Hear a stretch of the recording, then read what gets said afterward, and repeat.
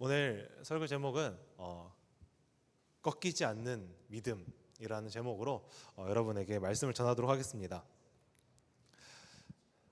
옛날에 비해서 이제 라떼 얘기를 항상 전 하고 싶어요. 라떼 얘기를 해보면 이제 요즘 패션이 요즘이라기보다는 이제 저희한테 이제 패션이라는 게 정말 중요하잖아요. 여러분들의 이제 옷 입는 스타일이나 이제 이런 거를 보면 예전에 비해서 이제 확실히 멋을 많이 추구하는구나라는 것을 제가 좀 보게 되는 것 같습니다. 제가 옛날에 저희 시대 때 패션이라고 얘기를 한다면 옷 잘 입는 사람의 기준, 일단은 위아래가 매치가 된다, 좀 이제 어울리게는 입는다. 그래도 위아래가 우리 고등학교 시절에는 이제 막 옷을 산다는 개념은 잘 없었던 것 같아요. 그래가지고 어머니가 사주신 옷, 혹은 이제 어디서 형이나 이제 친구들한테 뭐 물려받은 어디 남한테 얻어온 옷을 입어가지고 그냥 옷을 편하게 입고 다녔던 것 같은데, 조금 이제 꾸민다 하면 이제 아디다스 딱 추리닝 룩 세트로 해가지고 이제 입고 다니거나 이제 그런 게 우리 멋이었던 것 같아요. 그리고 이제 좀 대학 이제 고3쯤 되니까 이제 거기서 조금 더 멋을 부리는 친구들은 이제 코트 정도 입으면 내가 좀 멋 좀 부린다. 내가 이제 거기서 조금 더 멋을 부리면 내가 왁스로 머리를 올렸다. 이제 이런 게 우리의 멋이었던 것 같아요. 근데 이제 여러분 시대의 이제 멋은 약간 좀 다른 것 같더라고요. 일단 위아래 세트로 이제 색깔 조합은 물론이고, 요즘은 신발, 양말, 뭐 요즘 헤어 스타일링 뭐 이런 거 다 하나하나 신경 쓰더라고요. 심지어 이제 가방은 또 어떤 걸 매야 되는지 이런 것도 이제 생각을 하면서 여러분의 멋의 이제 기준이 조금 많이 달라졌던 것 같습니다. 자, 이제 그런 거를 보았을 때 이제 색 조합이 저는 항상 어렵더라고요. 이제 패션을 보았을 때 여러분들은 이제 어떻게 오늘 패션 만족하십니까? 어때? 색 조합이 좀 괜찮은 것 같아요? 오늘 시원이가 상당히 지금 매력적이거든요. 오늘 또 제가 룩에 대해서 잠깐 들어보니까 오늘 딱 해병대에다가 딱 바지는 이제 건빵 바지 해가지고 군대 컨셉으로 입었다고 하는데 네, 잘 어울리는 것 같습니다. 좋아요. 제가 이제 이런 걸 보는 것 같아요. 저는 이제 항상 옷을 입을 때 이 색 조합이 참으로 어려운 것 같아요. 근데 제가 이제 이 옷을 조금 판매하시는 직원들한테 물어보니까 이제 가장 무난한 색은 항상 무채색이라고 얘기를 해요. 여러분 혹시 무채색 뭔지 아시나요? 네. 여기 이제 들어보니까 벌써 기본적으로 다 아는 것 같아요. 자, 무채색 혹시라도 모르는 친구들을 위해서 제가 설명을 해주면, 자, 검정, 흰색, 회색, 이거를 이제 무채색이라고 합니다. 가장 옷에 있어서 기본되는 이제 컬러라고 하는 게 이 무채색이죠. 이 무채색이 기반이 되어서 이제 옷을 입지 않는다면 옷은 그렇게 잘 살아나진 않는 것 같아요. 이 검정색, 흰색, 회색이 기반이 되어가지고 뭔가 내가 포인트를 주고 싶잖아요. 옷을 줄 때 항상 포인트를 할 때 뭐 녹색이든 뭐 노란색이든 빨간색이든 무채색이 기본이 되었을 때 빨간색이 잘 드러나는 것처럼 이 무채색은 기본, 어떤 무채색의 역할을 잘해야지만 내가 포인트 주고 싶었던 색깔이 잘 드러나는 것 같습니다. 그런 것처럼 오늘날 우리가 옷을 잘 입고 싶을 때, 포인트를 주고 싶을 때, 내가 오늘 빨간색이 포인트면 빨간색을 잘 드러내고 싶으면 무채색이 기초적인 역할을 되게 잘해줘야 돼요. 만약에 무채색이 형광색이라고 이제 가정을 해봤을 때 형광색과 빨간색을 입으면 잘 어울릴까요? 아니겠죠. 맞아요. 잘 안 어울려요. 그럼 형광색과 노란색, 이것도 좀 잘 안 어울리는 것 같아요. 형광색과 초록색, 이것도 좀 잘 안 어울리는 것 같아요. 그런 것처럼 무채색이 이 기초적인 역할을 잘 감당해 주지 않으면 내가 오늘날 드러내고 싶은 이 색은 잘 드러나지 않는 것 같습니다. 오늘날 우리의 이 신앙도 비슷한 것 같아요. 우리의 신앙은 기초적인 이 역할을 우리가 잘 감당하지 않으면 우리가 드러나지 않는 것 같아요. 무엇이 드러나지 않느냐?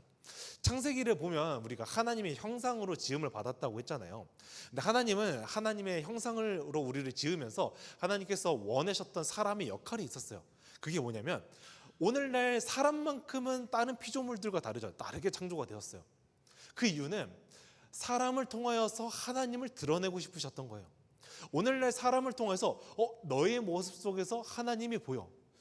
동물들이 막 사람들을 보는데 동물들이 사람을 보니까 하나님의 형상이 보이네. 자연들이 이렇게 사람을 보니까 하나님 형상이 보이네.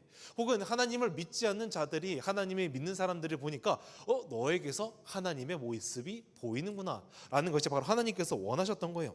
그렇다는 것은 오늘날 사람이 가장 기초적인 역할은 무엇이냐면, 하나님의 형상을 가진 자들아, 너희에게서 하나님의 형상이 드러나야 한다.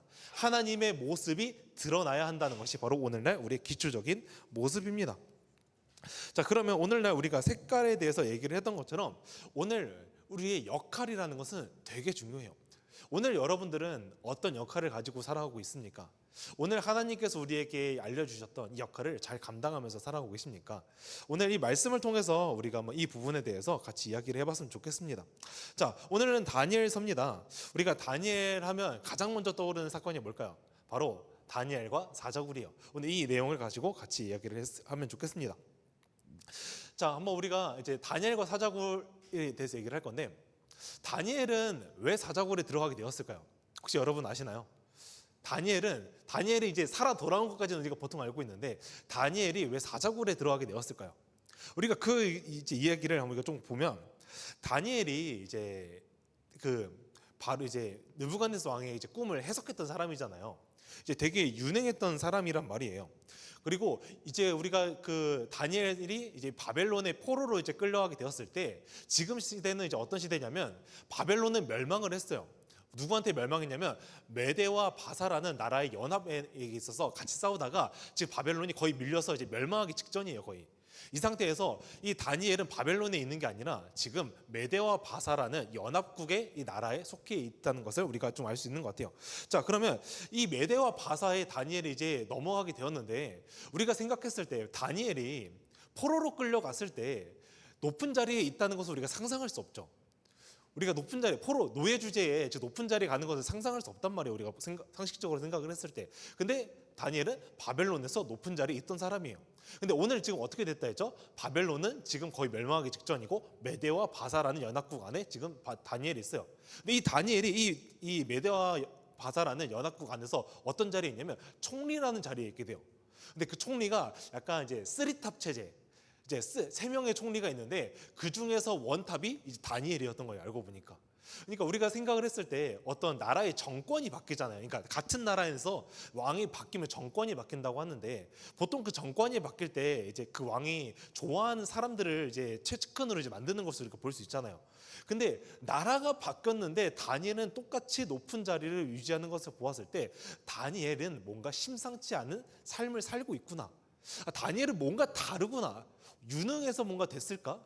유능한다고 다 뽑진 않을 텐데, 뭔가 이 연합국의 이 왕은 뭔가 이 다니엘의 다른 모습을 보면서 이 다니엘을 총리라는 높은 자리에 이제 세웠던 것 같습니다.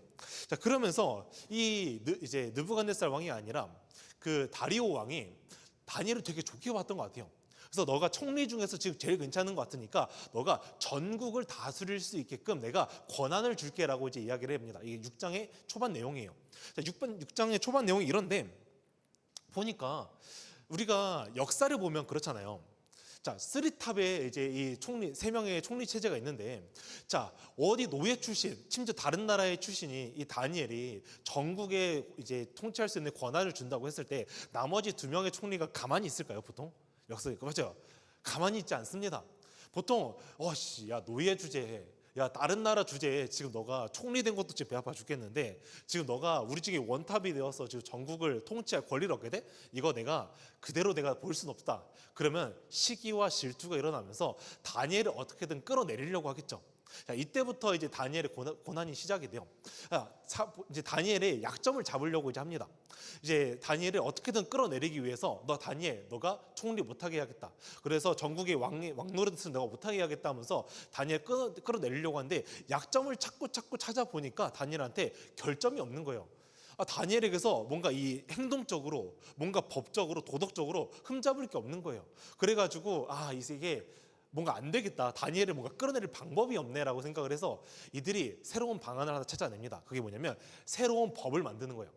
다니엘에게 있어서 불리한 법을 만들어가지고 다니엘을 끌어내리자 생각을 했던, 바로 이들의 생각입니다. 그래서 이 불리한 법을 만들어서, 이 불리한 법이 뭐였냐? 다니엘은 하루에 매일 3번씩 기도하는 습관이 있었거든요. 그래서 예루살렘을 향해서 항상 3번씩 기도를 했는데, 이때 다리오 왕님의 이런 위상이 드러나야 되지 않겠습니까? 그러니 30일 동안 그 어떤 신에게도, 그 누구에게도 기도하지 말라는 우리가 법을 만듭시다. 그래서 다리오 왕은 이제 잘 모르니까 그래, 좋다, 그거 나를 이제 찬송하고 하니까 너무 좋다, 그래서 법을 만들자라고 하니까, 알고 보니 이게 계략이었던 거예요. 근데 다리오 왕은 지금 다니엘을 아끼는 상태란 말이에요. 근데 왕임에도 불구하고 이 법을 바꿀 수 있는 권한이 없었기 때문에 지금 다리오 왕이 이제 큰일 났다, 다니엘 이러면 내가 분명히 사자굴에 들어가서 죽게 될 텐데 이러면 안 되는데 법을 바꿀 수 있을까 없을까 이래서 막 되게 이제 방법을 찾아다니는데 결국에는 못 바꿔요. 그리고 이제 다니엘은 웃긴 거는 이제 이 법에 대해서 들었을 거 아니에요. 이제 법이 바뀌었다. 이제 악법이 생겼다. 이제 30일 동안 다른 신에게 이제 기도하면 안 된다라고 이제 법을 들었는데 우리가 이제 기도하는 습관을 가지고 있는 사람 입장으로 생각했을 때 내 목숨이 지금 죽게 생겼으면 여러분들이라면 어떻게 하시겠어요? 기도하는 방법을 바꾸거나 아니면 30일 동안만 내가 기도를 하지 않도록 여러분들이 바꾸지 않겠어요? 근데 웃긴 거는 다니엘은 보니까 그 기도하는 거를 그대로 유지하는 것을 보여줍니다. 저희 그림 PPT 한번 첫 번째 한번 띄워주세요. 네, 보는 것과 같이 다니엘은 이제 매일 이렇게 예루살렘을 향하여서 창문을 열고 대놓고 기도를 해요. 그러니까 지금 이제 어때요? 야, 이 다니엘 잘 걸렸다. 야, 다니엘 오늘 너 뒤졌다 하면서 이제 지금 딱 고발을 하기 시작합니다. 법이 생겼는데 너 지금 기도해? 이제 고발이 들어가기 시작하죠. 고발이 들어가니까 다리오 왕은 어떻게 해요? 어쩔 수 없는데 다니엘을 사자굴에 무조건 넣어야만 하는 상황이었던 거예요.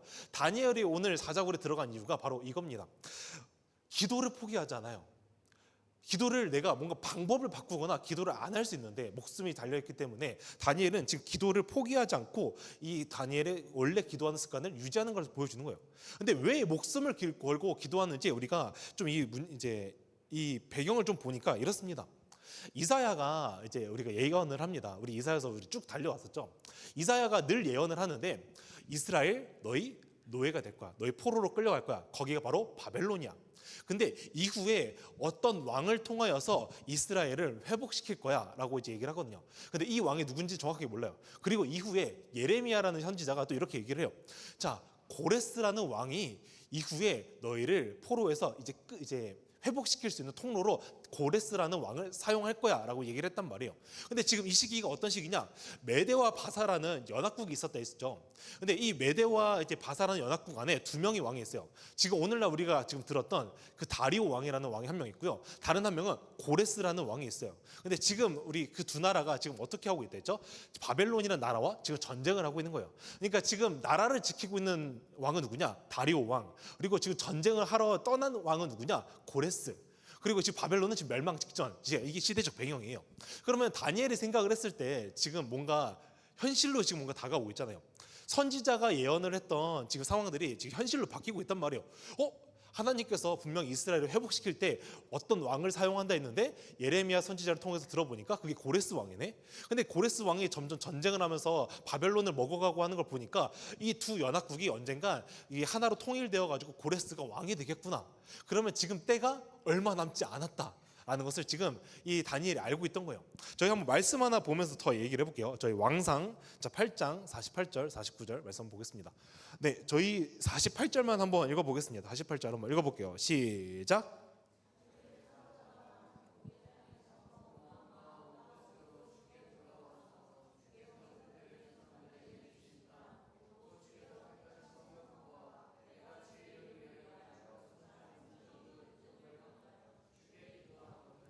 네, 보면 자기를 사로잡아간 적국의 땅에서 뭘 해야 돼요? 지금 뭘 해야 되냐 얘기냐면 온 마음과 뜻으로 주께 돌아와야 된다. 너희는 일단 온 마음과 뜻이 돌아와야 된다. 그들의 조상에게 주신 땅 곧 주 예수께 택하신 성읍과 내가 주의 이름을 건축한 성전이 있는 쪽을 향하여 주께 기도하거든. 그러니까 이 너희가 포로로 끌려가 가지고 어떻게 기도해야 되냐면 너희가 예루살렘을 향해서 기도해야 돼. 너희 온과 마음을 하나님께 돌이켜서 오늘 다시 하나님께서 우리를 회복시켜 주실 거라는 것을 믿고 믿음으로 너희가 기도를 해야 돼. 그러면 주님께서 계신 곳 하늘에서 그들의 기도와 간구를 들으시고 그들의 일을 돌아보시겠다라고 얘기를 하는 거예요. 그러니까 다니엘한테 지금 요구되는 건 이거예요. 하나님께서 뭐라고 얘기를 하냐? 다니엘, 너가 나라를 위해서 기도하려면 요렇게 기도를 해야 돼. 예루살렘을 향해서 기도해야 돼. 자, 다니엘이 지금 하나님의 말씀이 지금 현실이 돼가고 있잖아요. 그럼 하나님께서 우리에게 어떻게 기도해야 될지도 알려줬어요. 근데 지금 오늘날 기도해야 되는 게 어떻게 돼요? 예루살렘을 향해서 기도해야 돼. 그러니까 다니엘 입장에서는 오늘날 악법이 만들어졌다 하더라도 지금 하나님께서 지금 말씀을 통해서 현실이 되고 있는 상황에서 내가 말씀을 거부하면서 지금 기도를 하지 않을 수 있는 이유가 없는 거예요. 그러니까 목숨을 걸고 무조건 기도해야만 하는 거죠. 왜냐하면 지금 이스라엘의 회복이 눈앞까지 다가왔으니까. 그러니 지금 다니엘 입장에서는 죽을 각오를 하고 기도는 해야겠다. 이게 왜냐하면 하나님 말씀이 현실이 되어가고 있으니까, 하나님이 나에게 어떻게 기도해야 될지 말씀하셨으니까 말씀대로 살아야겠다는 믿음이 다니엘에게 있었기 때문에 오늘 이 꺾이지 않는 믿음을 가지고 다니엘은 예루살렘을 향해서 기도를 했습니다. 자, 이후에 지금 결국에 어떻게 됐냐? 고발당했어요. 사자굴에 이제 끌려와야 돼요. 왕도 지금 어떻게 손 쓸 수 없는 지금 상황이에요. 그리고 사자굴에 들어가게 됩니다. 자, 다리오 왕은 이제 다니엘을 아꼈다고 했잖아요. 그 다니엘을 아꼈던 마음이 있었기 때문에 엄청 안타까워요. 그 마음이 어떻게 드러나냐면 16절에서는 이렇게 얘기를 해요. 저희 16절 한번 띄워주세요. 네, 16절 말씀. 네, 한번 읽어보겠습니다. 시작.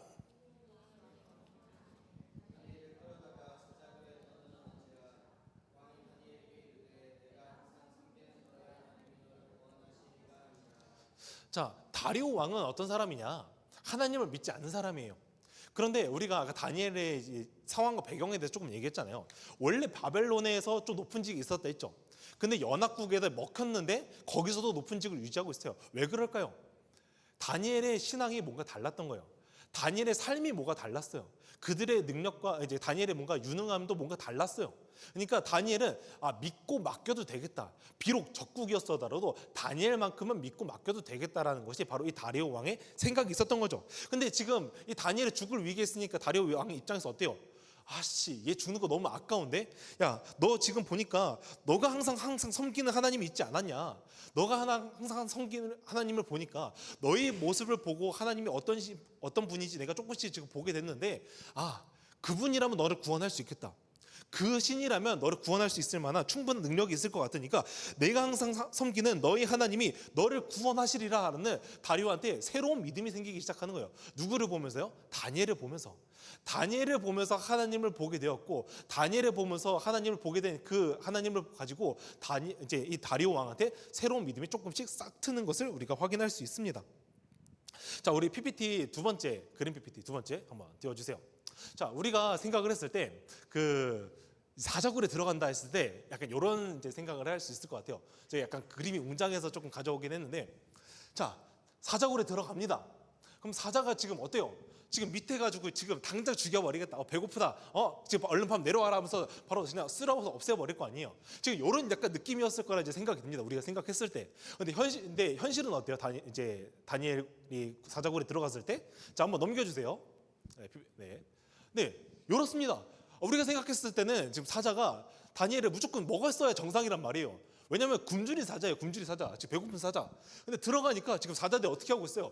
다니엘 옆에 가지고 앉아가지고 고분고분 있고 입을 닫고 있고 다니엘을 공격하지 않습니다. 그것을 성경에서 뭐라고 얘기를 하냐면, 천사가 지금 다니엘과 함께 있으면서 천사가 이 안으로 들어와서 사자의 입을 닫았고 사자로부터 다니엘을 보호했다라고 얘기를 합니다. 자, 우리가 이런 것을 왜 이렇게 되었을까라고 보니 다니엘은 이렇게 얘기를 해요. 사자굴에 나오면서 자신이 어떻게 나왔다는 얘기하면, 나는 무죄하다. 하나님께서는 나의 무죄함을 아셨기 때문에 나를 구원하신 것이다. 이 모든 성경 정체는 항상 그 예수 그리스도의 구원에 대해서 얘기를 하고 있거든요, 여러분. 그러니까 예수 그리스도 결국엔 누구인가, 무엇을 하시는가, 이거에 대해서 얘기를 하고 있단 말이에요. 그러면 오늘 사자굴도 비슷합니다. 하나님께서 다니엘을 구원하신 이유가 무엇이냐? 다니엘이 무죄했기 때문이에요. 무죄했기 때문에 다니엘을 구원하신 것을 보면서, 다니엘은 무죄함을 통하여서 예수 그리스도가 구원하시는구나. 예수 그리스도는 신약에 돌아와서 예수님을 통하여서, 무죄한 하나님을 통하여서 예수님을 구원하시는 걸 통하여 우리도 구원하실 수 있겠다는 것을 우리가 하나 알 수 있게 됩니다. 자, 좀 더 다시 이제 넘어가서, 하나님께서는 이 다니엘이 이제 이 사자굴에서 나왔을 때 다니엘을 통하여서 하나님의 위대하심을 드러나는 사건이 되었어요.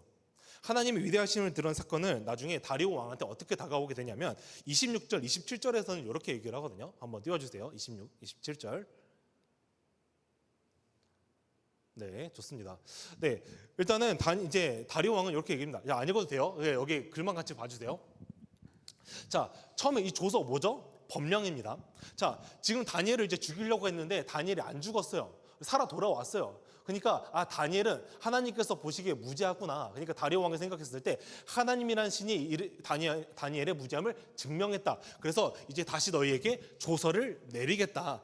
내 나라 관할 아래에 있는 사람들은 다 다니엘의 하나님 앞에 떨며 두려워할지니 그는 살아계신 하나님이요 영원히 변하지 않으시며 그의 나라는 멸망하지 아니할 것이요 그의 권세는 무궁할 것이다. 지금 누구 입에서 이렇게 고백이 나오고 있어요? 지금 다리오 왕의 고백이에요. 자, 그는 구원도 하시며 건져내기도 하시며 하늘에서든지 땅에서든지 이적과 기사를 행하시는 이로써 다니엘을 구원하여 사자의 입에서 벗어나게 하셨음이라 하였더라. 자, 이 다니엘이 다리오 왕의 시대와 바사사랑 고레스 왕의 시대에 형통하였더라.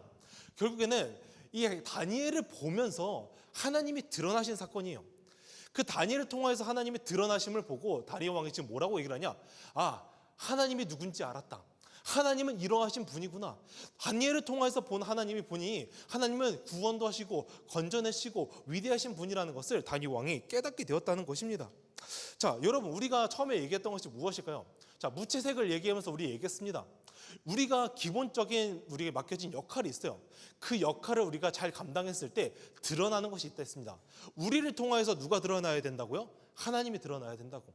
우리의 삶과 행동에서 우리의 모습 속에서는 하나님이 드러나야 됩니다. 그것이 우리의 역할이에요. 오늘 다니엘이 지금 어떤 상황이냐? 다니엘의 모습을 통하여서 지금 하나님이 드러나는 사건이죠. 하나님의 위대하심이 드러납니다. 다니엘을 통하여서 사자굴에서 나오는 기적을 보여줍니다. 이것이 바로 다니엘이 보여줬던 그리스도인의 모습이었다는 것입니다. 자, 여러분, 오늘 다니엘이 꺾이지 않는 믿음에 대해서 보여줬단 말이에요. 그 믿음이 왜 나온 줄 아십니까? 내가 믿는 바가 누군지 아는 거예요. 내가 믿는 바가 무엇인지 아는 거예요. 절대 타협할 수가 없었던 거예요. 하나님이 나를 통하여서 하나님을 드러내야 되는데 나는 내가 오늘날 믿음을 타협하는 모습, 말씀과 타협하는 모습을 보여줬을 때 하나님이 드러나지 않을 수밖에 없겠구나. 오늘날 내가 고위직에 있는 것은 나의 유능함과 능력 때문이 아니라 하나님 때문인 것을 내가 아는데 오늘날 하나님께서 나를 죽이시려면 죽이실 수도 있고 살리시면 살리시겠지. 근데 오늘날 나의 역할은 무엇이냐? 나의 삶에서, 나의 모습에서 예수 그리스도가 드러나야 된다는 것을 오늘 끊임없이 얘기하고 있는 것입니다. 자, 여러분들의 삶에서는 어떻습니까? 여러분들의 삶에서는 하나님이 드러나고 있는 삶이신가? 여러분들의 믿음에서 하나님이 드러나는 그런 모습들이 있어요? 여러분들의 믿음에서 세상과는 다른 모습들이 있어요? 저는 그렇게 생각을 합니다. 그리스도인이라면 세상 사람들이랑은 명확하게 구분되어 달라진 모습이 있어야 돼요. 우리가 예수 믿고 난 전후가 늘 다르다고 하죠. 이런 거예요. 말씀을 지키면서 살아가기 때문에. 근데 말씀이 요구하는 언제나 세상과는 다르기 때문에. 근데 그 다른 세상과 다른 것을 우리가 지키면서 살아가기 때문에. 제가 이제 고등학교 때 이제 그런 게 있었어요. 제가 이제 하나님에 대한 믿는 믿음이 막 그렇게 대단하진 않았거든요. 그냥 모태 신앙이라서 그냥 엄마 따라서 그냥 갔던 이제 교회 이제 믿음의 신앙이었어요. 근데 제 안에 뭘 하나 지켰냐면 그래도 예배는 빠지지 말아야겠다. 내가 늦잠 자고 늦게 가는 일이 있더라도 예배만큼은 빠지지 말아야겠다. 친구가 이제 이렇게 얘기를 하더라고. 야, 너 주일에 뭐 하냐? 같이 공부하자. 나 아침에 교회 가는데 그거 끝나고 가자. 야, 너 시험 기간인데 교회 가? 야, 시험 기간이면 시험 공부를 해야지 교회를 왜 가? 야, 이 1시간 2시간 모여가지고 몇 시간이 되는데 그렇게 얘기를 하더라고요. 근데 그 당시에 제가 믿음이 좋지는 않았는데 내 안에 그런 마음은 있었던 것 같아요. 내가 믿는다라고 얘기를 했으면 믿는 모습은 있어야지. 내가 믿는다라고 얘기했으면 다른 모습은 있어야 되지 않아? 내가 믿는다라고 고백을 했으면 믿는 모습이 내 삶으로 드러나야지라는 생각은 있었던 것 같아요. 그러니 오늘날 내가 교회 가는 이유는 단 하나였어요. 예수님을 믿기 때문에 예배 간다. 예수님을 믿기 때문에 예배에 지각하지 않으려고 한다. 딱 이 이유 단순한 한 가지였거든요. 근데 이 믿음이 대단한 믿음은 아니었어요. 그냥 나의 소신, 어떤 나의 믿음을 지키기 위한 나의 행동이라고 볼 수 있죠. 그 아이는 나를 보면서 무슨 생각을 했을까요? 예수 믿는 놈은 좀 다르구나. 시험 기간에도 예배를 드리러 가네? 믿는 놈은 조금 다르다라는 것을 우리가 알 수 있지 않겠어요? 그런 것처럼 저는 예수님을 믿으면서 고등학교 때부터 욕을 끊었습니다. 욕을 하지 않아요, 그때부터. 왜냐하면 욕하는 게 나의 모습이 좀 없어 보였거든요. 그리고 이후에 욕하는 나의 모습을 보니까 믿지 않은 친구들이 조금 나와 구별된 모습이 없다라고 좀 생각이 들어서 욕을 끊었습니다. 그 이후에도 여러 가지들이 있었죠. 여러분들의 모습 속에서는 이런 사소한 것부터 시작해서 예수님을 믿는 모습들이 드러나야 합니다. 오늘 여러분들이 친구들이랑 놀고 있을 때, 안 믿는 친구 놀고 있을 때 그 친구들이 여러분들을 어떻게 봐요? 예수님을 믿는 사람으로 봐요? 아니면 우리와 똑같은 사람으로 보고 있어요? 만약 여러분들을 우리와 똑같은 사람으로 보고 있다면 여러분들은 오늘 반성을 하셔야 돼요. 나는 반쪽짜리 믿음이구나. 오늘 믿는다고 내가 맨날 고백을 하고 예수님 믿는 것처럼 행동은 하고 있었는데 나의 믿음이 참된 믿음은 아니었구나. 반쪽짜리 믿음이었다는 것을 우리가 확인해야 됩니다. 여러분들, 시험 기간에 예배에 나오지 않는 것, 우리의 믿음과 삶이 일치하지 않는 겁니다. 믿음과 삶이 불일치. 나중에 이후에 여러분들 성령에 대해서 술과 담배 뭐 하겠죠? 여러분들이 어느 정도 이제 하고 싶다고 생각을 하고 있을 거예요. 근데 술과 담배도 마찬가지예요. 오늘 말씀에서 무엇을 얘기하느냐? 우리의 몸은 그리스도의 성전이다. 그 성전을 더럽히지 말라. 요즘은 또 이제 문신 같은 것도 떠오르고 있죠. 근데 한국은 조금 이제 유교적인 문화가 있습니다. 자, 우리의 몸에 이제 문신하는 거 좋습니다. 좋아요. 괜찮은데 내 몸에 낙서를 하는 것, 성전에 낙서를 하는 것과 같이 여겨지는 것, 오늘날 우리가 술을 마시는 것, 중독되는 것, 성전의 모습을 더럽히는 것, 담배 또한 마찬가지입니다. 자, 이제 성적인 거룩을 지키는 것. 요즘 우리가 뭐 은연중 이제 얘기하진 않지만 은연중에 우리의 내포하는 것들 있잖아요. 성적으로 뭔가 이렇게 자유해지는 것, 성적으로 뭔가 이렇게 개방이 되는 것, 오픈되는 것들이 있습니다. 그런 건 뭡니까? 그리스도의 성경에서 얘기하는 거 혼전 순결이지 않아요. 혼전 순결 왜 지켜야 됩니까? 우리가 결혼이라는 언약 안에서 하나님의 사랑을 우리가 하기 때문이 아니에요? 사랑이라는 개념이 단순히 성적으로 오픈되어서 괜찮아 이런 것이 아니라 하나님의 거룩한 사랑을 지키는 것이 그리스도인의 모습이기 때문에 혼전 순결을 지키는 것 아니겠어요? 그 다음에 인격적인 변화가 필요합니다. 우리가 내 안에 성령님이 내주하신다고 하는데 성령의 열매를 맺는다고 하는데 우리한테 인격적인 변화가 필요해요. 이 사소한 것부터 시작되는 것, 욕하는 것들, 우리가 불법적인 행동을 하는 것들, 뒷담화하는 것들, 우리가 거룩한 모습의 사람으로서 변화되어가는 것들이 우리한테 필요하다는 겁니다. 도덕적으로 선행이 있어야 됩니다. 그리스도를 나타내는 이웃사랑이 필요하다는 거예요. 우리가 도덕적으로 뭔가 법을 지키지 않고 뭔가 나쁜 이제 뭔가 무단횡단하는 거, 우리가 노상방뇨하는 거, 뭐 여러 가지 지금 수많은 짜잘한 법들 있잖아요. 그런 것들을 지키지 않았을 때 사람들이 시험을 든다는 거예요. 쟤는 세상의 법도 지키지 않네? 그러면 하나님의 법도 지키지 않겠구나. 도덕적인 규범조차 우리는 지켜야 합니다. 자, 이런 시간 속에서 우리는 그리스도인의 모습이 조금씩 드러나는 거예요. 왜냐? 나는 하나님을 믿는 사람이기 때문에 세상의 법을 지켜. 나는 하나님 믿는 사람이니까 하나님의 법을 지키는 사람이야. 하나님을 믿는 사람이기 때문에 세상과는 다른 인격적인 변화가 있어. 하나님을 믿는 사람이기 때문에 나는 거룩을 지킬 거야. 하나님을 믿는 사람이기 때문에 내 몸은 성전이기 때문에 그런 불결한 것들을 내 몸에 들이지 않을 거야. 하나님을 믿는 사람이기 때문에 비록 이것이 나에게 유익과 수지타산이 맞지 않더라도 오늘 예배의 자리만큼은 지킬 거야. 이게 바로 우리가 믿는 모습이어야 합니다. 이것이 여러분들이 믿는 고백이라면 여러분들의 삶에서도 이것이 드러나야 돼요. 이런 것들을 통하여서 하나님이 드러나신다는 것입니다. 여러분들의 삶은 어때요? 하나님이 드러나고 있습니까? 한번 냉정하게 돌아봅시다. 여러분들의 친구들이 대화를 할 거 아니에요. 야, 너 왜 나한테 전도 안 하냐? 전 교회 가지고 얘기 안 해. 무슨 얘기예요? 야, 너 교회 다니는 거 좋아 보이는데 왜 나한테 같이 교회 가자고 얘기 안 하냐? 야, 예수 믿는 놈은 좀 다르네. 나중에는 너 욕하네 하면서 뭘 할 수 있어요. 근데 그게 뭐예요? 너는 다르잖아. 너는 기독교인이잖아. 근데 왜 욕을 해? 요거 아니에요. 근데 그 상황에서 뭘 느꼈다는 거예요? 기독교인은 다르다. 그 안에서 하나님 믿는 친구는 다르구나라는 것을 점점 깨닫게 되는 거예요. 그러면서 우리가 하나님 안에서 이런 것들을 지켜나갈 때 단순히 법을 지키는 것이 아니라 내가 하나님 안에 있을 때 기쁨을 누리는 것, 하나님의 사랑을 내가 누릴 수 있을 때 하나님 믿는 사람은 다르구나. 그래, 하나님 믿는 것은 좋은 거구나. 하나님 믿을 때 내가 기쁘구나. 하나님 믿을 때 내가 정말 진정한 평안을 얻을 수 있는 것만 같다라는 걸 깨닫게 되면서 우리가 그들한테 복음을 전파할 수 있는 기회가 되지 않겠습니까? 그러니 여러분들이 믿는 이 신앙의 고백이 여러분의 삶에서도 드러나는 시간이 되기를 간절히 축복합니다. 저희 찬양팀 나와서 이제 같이 찬양해 주면 좋겠습니다. 오늘 이 시간 하나님께서 우리의 왕이 되십니다. 하나님이 누군지 우리에게 알려주셨고요. 어떤 일을 행하는지 알려주셨습니다. 우리는 그 하나님에 대해서 예수 그리스도를 믿는 믿음이 우리 안에 있는 신앙 고백입니다. 우리의 그 신앙 고백을 우리가 왕이신 하나님을 기억하면서 믿음으로 이 하나님을 찬양하는 시간이 또 되었으면 좋겠습니다. 우리 같이 가사 묵상하시면서 한번 같이 찬양을 하도록 하겠습니다.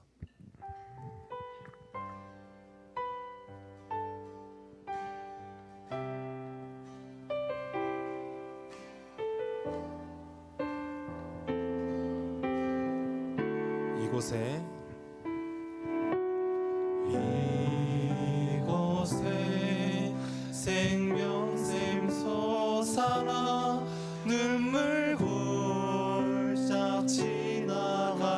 때에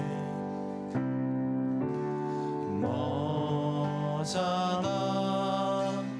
열매 맺히고 웃음소리 넘쳐나. 다시 한 번 더 찬양하겠습니다. 이곳에 생명샘 솟아나.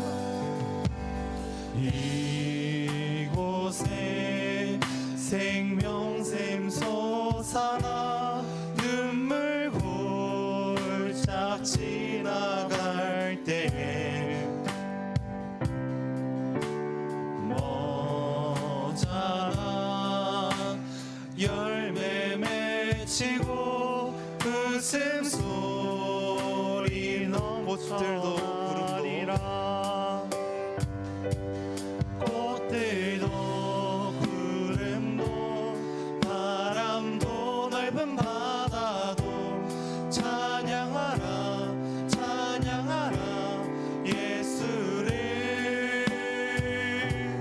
하늘을 울리며 노래해 나의 영혼아. 은혜의 주 은혜의 주. 우리 한번 2절로 고백해 볼까요? 그날에 하늘이 열리고 그날에 하늘이 열리고 모든 이가 보게 되리라.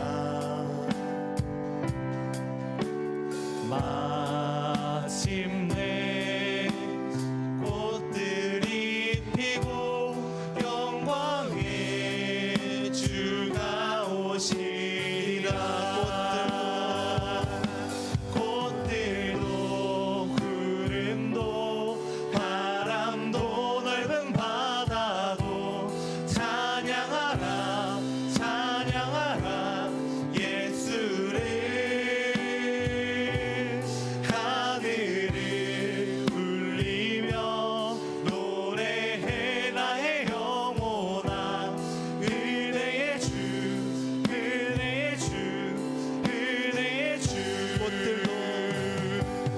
꽃들도 구름도 바람도 넓은 바다도 찬양하라 찬양하라 예수를. 하늘을 울리며 노래해 나의 영혼아. 은혜의 주 은혜의 주 은혜의 주. 오늘 이 시간 우리가 같이 기도하면 좋겠습니다. 우리가 이 찬양을 부른 것처럼 찬양에는 우리의 믿음의 고백이 담긴 겁니다. 그렇다는 것은 우리의 삶과 행동에서 드러나는 것들도 우리의 믿음과 이 믿음의 고백이 드러나야 한다는 것입니다. 여러분들의 믿음 속에서 어떤 믿음이 드러나고 있습니까? 여러분들의 믿음 속에서는 하나님이 드러나는 삶이 있습니까? 그리스도에는 분명히 세상과는 다른 명확한 구분점이 있다고 하는데 그런 것이 없었더라면 참된 믿음이 아니라 반쪽짜리 믿음이었던 것 같습니다. 그러니 우리가 이 시간을 통하여 하나님을 참되게 알게 하여 주시옵고 이제 내가 믿는 바가 나의 삶과 행동으로 드러나 하나님을 드러내는 삶, 하나님이 드러나는 하나님이 영광을 받는 삶이 되게 해달라고 같이 기도하도록 하겠습니다.